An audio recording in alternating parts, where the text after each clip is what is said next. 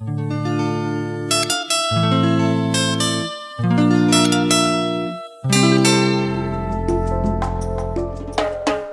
this is T West. Welcome to AfroSynergy, news and information on Africa and the African diaspora.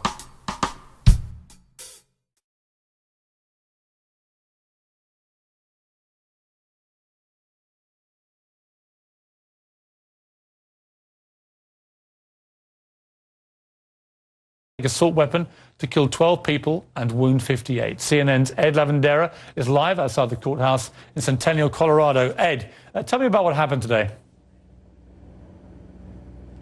Well, good evening, Piers. Well, this was the day where we first heard from the officers that first came into contact with James Holmes the night of that shooting. These are officers that we have not heard from tell their stories in their own words, and it was very difficult for many of the family members and survivors who attended this hearing. We spoke with several of them heading in and out of the courtroom throughout the day today, and we talked to them about gun control issues that have been debated so fiercely here in the last few weeks in the United States. And we started off by talking with Tom Teves. His son Alex was one of the victims gunned down in the Aurora Theater shooting back the night of July 20th. And he talked about assault rifles and what he thought should happen with them and if they should be banned. Listen to what he said. There's only one reason to use those weapons, and that's to murder people. So we probably should call them murder weapons, and we probably should get them off the streets. People kill people. Guns don't kill people. Unless your job entitles you to having a gun, I feel like they should be illegal. My cousin's a cop, and he would tell me about kids just walking around with guns. So, I mean, yeah, access to guns is a little too lenient. Piers, a mix of opinions from many of the people we spoke with today who had come to listen to this preliminary hearing today in Centennial, Colorado. Ed, thanks very much indeed. Joining me now are Jessica Watts and Dave Hoover. Jessica was in the courtroom for today's hearing. Her cousin, Jonathan Blunk, died protecting his girlfriend from the shooting, and she joins me now exclusively. Dave Hoover's nephew, AJ Boyk, was one of those killed in the Aurora movie theatre. Welcome to you both. Let me start with you, Jessica. It must have been a very difficult day for you, and indeed for all relatives involved in that appalling incident. What was your feeling today as you sat in the courtroom watching the events? It was definitely very sad, very traumatic to hear new details regarding the shooting and the position of, where everybody was in the theater when their bodies were recovered. And also to just look around the courtroom and to see the other family members and the amount of grief that everybody is still going through. When you saw the shooter up close as you did today, did it shock you even more that he was able to arm himself in the horrifying manner that he did? Yes, and not only that, but it was amazing to me the amount of ammunition that he had, not only in the weapons that he used, but also in his pockets and what was found on the floor and in the parking lot. Let me turn to you, Dave Hoover. As I said, you're the uncle of AJ Boyk. You've been active since the Aurora shooting in trying to frame some new legislation here. Tell me about what you would really like to see happen. Piers, I can't say how much I agree with your opinion and what you've stated previously.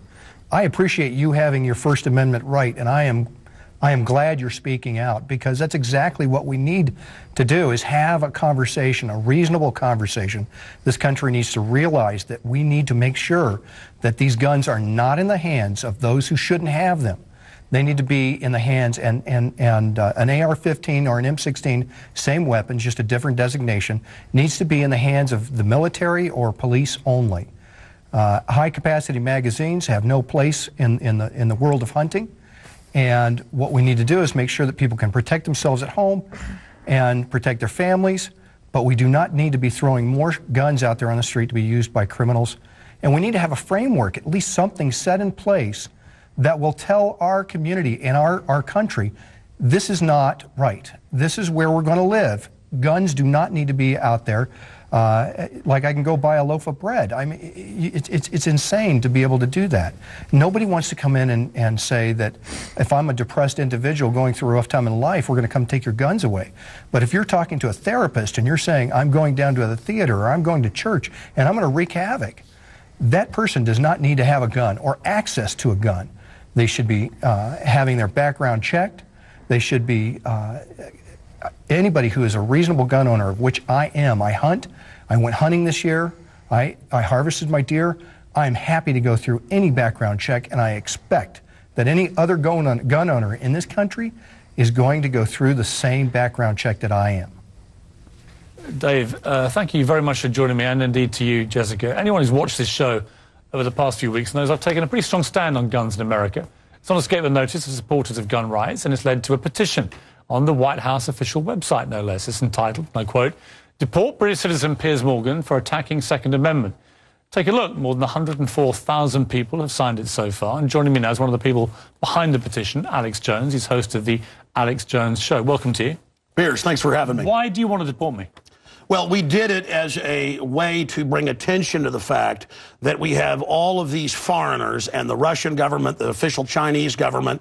Mao said political power goes out of the barrel of a gun. He killed about 80 million people because he's the only guy that had the guns. So we did it to point out that this is globalism, and the mega banks that control the planet and brag that they've taken over, in Bloomberg, AP, Reuters, you name it, brag that they're going to get our guns as well. They've taken everybody's guns but the Swiss and the American people. And when they get our guns, they can have their world tyranny while the government buys 1.6 billion bullets, armored vehicles, tanks, helicopters, Predator drones, armed, now in U.S. skies, being used to arrest people in North Dakota. The Second Amendment isn't there for duck hunting. It's there to protect us from tyrannical government and street thugs. Take the women in India. Your piece earlier on CNN I was watching during Anderson Cooper's show didn't tell you that the women of India have signed giant petitions to get firearms because the police can't and won't protect them. The answer is, hey, wait a minute, I have FBI crime statistics that come out a year late, 2011. 20+% crime drop in the last 9 years.